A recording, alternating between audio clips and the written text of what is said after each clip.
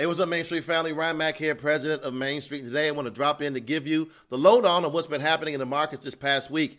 It's been a roller coaster, so grab your snacks and let's break it down.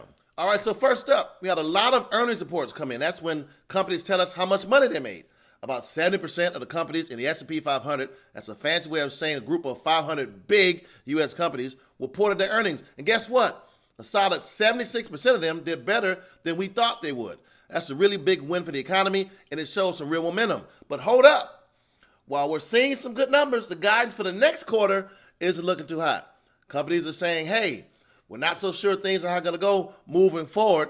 Their expectations, their growth expectations dropped from 11.3% down to 5.8%.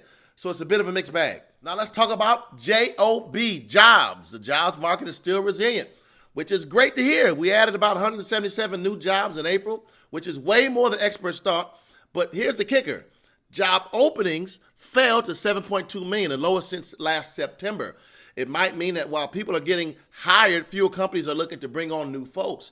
If you're on a job hunt, keep your resume fresh and your skills sharp. On to the economy. It contracted by 0.3% in the first quarter. That's the first decline since 2022.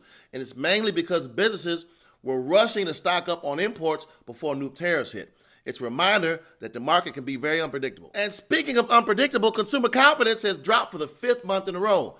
This is important because when people feel less confident, they spend less money, which can affect businesses, especially the small ones we love on Main Street. So what does all this mean for you? Well, if you're invested in stocks, keep an eye on your portfolio.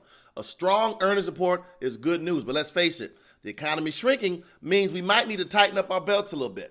If you're job hunting, there are still opportunities out there, but competition is heating up. And for those of you thinking about making big purchases like a home, keep an ear to the ground for any changes in interest rates coming up from the Fed. Lower rates could mean saving you some real cash. Listen, we're all in this together. If you have questions or have resources that you need in your area or need some information about anything financial, don't hesitate to reach out. We've got an economic hotline just for you. It's all free of charge.